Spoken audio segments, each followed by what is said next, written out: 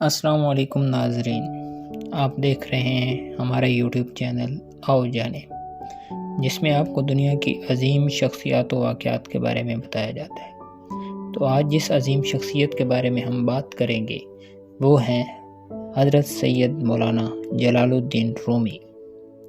اسلام کی بدولت دنیا کو کئی ایسی ہستیاں نصیب ہوئیں جن کے قرآن و سنت سے معمور زندہ و جاوید افکار، متاثر کن کردار اور دل کی کیفیت بدل دینے والی تصانیف نے ہر دور میں انسانیت کی رہنمائی کی۔ انہی میں سے ایک ہستی حضرت سید مولانا جلال الدین رومی رحمۃ اللہ علیہ کی ہے۔ درد کا علاج درد ہے۔ ہر طرح کے انسانوں کی جفاؤں کو برداشت کرو۔ آپ جیسے ہی رستے پر نکل پڑتے ہو، راستہ نکل آتا ہے۔ نیکی اور بدی کے تصور سے نکل کر اگلے مقام تک آ جاؤ، میں تمہیں وہیں ملوں گا۔ یہ تمام اقوال حضرت مولانا رومی کی ہیں، جن پر عصر حاضر کے لوگ بھی عمل کر رہے ہیں۔ آپ کا نام محمد، لقب جلال الدین، جبکہ شہرت مولانا روم کے نام سے ہے۔ آپ کی ولادت 6 ربیع الاول 604 ہجری بمطابق 30 ستمبر 1207 کو افغانستان کے شہر بلخ میں ہوئی۔ آپ کا سلسلہ نسب امیر المومنین حضرت ابو بکر صدیق رضی اللہ عنہ سے جا ملتا ہے۔ وحشی منگولوں کے حملوں کے منڈلاتے خطرات کے پیش نظر رومی کے خاندان نے بلخ کو خیر آباد کہا اور پناہ کی تلاش میں اناتولیا کی راہ لی۔ راستے میں نیشا پور رکے، جہاں مشہور صوفی بزرگ عطار نیشا پوری سے ملاقات ہوئی۔ وہاں رومی کو دیکھ کر وہ بزرگ سمجھ گئے کہ یہ بچہ مستقبل میں عشق و معرفت کا اعلیٰ مقام پائے گا۔ چنانچہ انہوں نے آپ کے والد کو آپ کی خصوصی تربیت کا کہا۔ آخرکار آپ کے والد کنیا میں مقیم ہوئے اور یہیں ایک مدرسے میں درس و تدریس شروع کی اور جلد ہی مشہور ہو گئے۔ مولانا رومی بچپن ہی سے ذہین و فطین تھے۔ آپ نے ابتدائی تعلیم اپنے والد ماجد حضرت مولانا بہاؤالدین سے حاصل کی۔ والد گرامی کی وفات کے بعد آپ حلب اور دمشق تشریف لے گئے، جو اس زمانے میں علوم و فنون کے مراکز تھے۔ قرآن و حدیث، تفسیر، منطق اور فلسفہ میں ماہر ہونے کے بعد وطن واپس آئے اور استاد برہان الدین کی خدمت میں حاضری دی اور ان سے علم حاصل کیا۔ تعلیم مکمل کرنے کے بعد آپ نے اپنے والد مرحوم کی گدی سنبھال لی۔ رومی کی زندگی بڑے سکون سے گزر رہی تھی کہ ایک دن گرمیوں کی صبح وہ حوض کے پاس طالب علموں کو درس دے رہے تھے کہ ایک فقیر آدم کا۔ اس نے کتابوں کی طرف اشارہ کر کے آپ سے پوچھا کہ یہ کیا ہے؟ مولانا نے کہا، تم نہیں جانتے، جاؤ اپنا کام کرو۔ وہ آگے بڑھا اور آپ کے ہاتھ سے کتاب لے کر حوض میں پھینک دی۔ کتاب کی سیاہی سے حوض کا پانی کالا ہو گیا۔ آپ نے اس فقیر کو کہا کہ تم نے میری سالوں کی محنت ضائع کر دی۔ تمہیں پتہ بھی ہے کہ میں نے کس مشکل سے اس کو لکھا تھا، تم نے یہ کیا کر دیا؟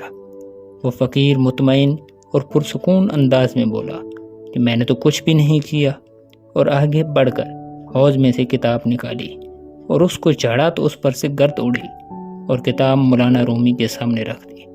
مولانا نے کتاب کو کھول کر دیکھا تو حیران رہ گئے۔ کتاب تو صحیح سلامت تھی۔ آپ نے اس فقیر سے پوچھا، یہ کیا؟ تو وہ فقیر اٹھا اور چلتے ہوئے بولا، تم نہیں جانتے، جاؤ اپنا کام کرو۔ یہ فقیر اور کوئی نہیں، حضرت شاہ شمس تبریز رحمۃ اللہ علیہ تھے۔ مولانا رومی شاہ شمس تبریز کو اپنے ساتھ لے آئے۔ مولانا رومی نے پہلے ہی علم کی تو انتہائی منازل طے کر رکھی تھی۔ اب اپنے مرشد شاہ شمس تبریز کی زیر نگرانی عشق الہی و معرفت کے سفر کا آغاز کیا۔ مولانا رومی نے رفتہ رفتہ اپنا رابطہ اپنے ماحول اور گرد و پیش سے منقطع کر لیا۔ بس وہ تھے اور مرشد کی صحبت۔ یہ صورتحال ان کے اہل و عیال اور شاگردوں کو کسی طرح قابل قبول نہ تھی۔ چنانچہ شاہ شمس تبریز ان کے نزدیک متنازع شخصیت بن گئے۔ ان پر گھنونے الزامات بھی لگائے گئے اور بعض روایات کے مطابق ان کو شہید بھی کر دیا گیا۔ اپنے مرشد کی جدائی مولانا روم کے لیے ناقابل برداشت تھی۔ انہوں نے ان کی جدائی میں کئی غزلیں لکھیں۔ انہوں نے تقریباً 3500 غزلیں اور 200 نظمیں قلم بند کروائیں۔ ان کی سب سے مشہور تصنیف مثنوی مولانا روم ہے۔ مثنوی میں آپ نے صوفیانہ حکایات، اخلاقی اور قرآنی تعلیمات بڑی وسعت اور گہرائی سے پیش کی تھی۔ مولانا روم سے زمانہ قریب کے عظیم نام جیسا کہ علامہ محمد اقبال، شاہ عبداللطیف بھٹائی وغیرہ بھی متاثر ہوئے بنا نہ رہ سکے۔ علامہ محمد اقبال آپ کو اپنا روحانی استاد مانتے تھے۔ نہ اٹھا پھر کوئی رومی عجم کے لالا زاروں سے، وہی آب و گل ایراں وہی تبریز ہے ساقی۔ آپ کی لازوال تصنیف مثنوی مولانا روم کی بدولت 800 سال گزر جانے کے باوجود بھی آپ پوری دنیا میں اب تک جانے جاتے ہیں۔ اسی طرح دیوان شمس تبریز اور فی معافی نے آپ کی پہچان کو جلال بخشا ہے۔ مولانا جلال الدین رومی نے آخری وصیت یہ فرمائی کہ میں تم کو وصیت کرتا ہوں کہ اللہ پاک سے ظاہر و باطن میں ڈرتے رہو، کھانا کم کھاؤ، کم سو، کم گفتگو کرو، گناہ چھوڑ دو، ہمیشہ سے روزے میں رہو، رات کا قیام کرو، نیک بختوں کی مجلس میں جاؤ۔ بہتر وہ شخص ہے جو لوگوں کو فائدہ دے، اور بہتر کلام وہ ہے کہ جو تھوڑا اور بامعنی ہو۔ آپ کا وصال 5 جمادی الاخر 672 ہجری بمطابق 17 دسمبر 1273 کو ہوا۔ آپ کا مزار مبارک ترکی کے شہر کونیا میں ہے۔ آپ کے مزار پر گنبد تعمیر کرایا گیا اور اسے میوزیم کا درجہ دیا گیا۔ اس میوزیم کی بہت خاص بات یہ ہے کہ اس میں خاتم النبیین حضرت محمد صلی اللہ علیہ وآلہ وسلم کی ریش مبارک کے بال بھی زیارت کے لیے رکھے گئے ہیں۔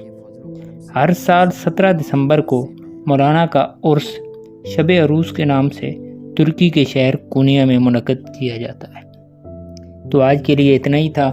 بہت جلد ملتے ہیں کسی نئی شخصیت کے ساتھ۔ تب تک کے لیے اللہ حافظ۔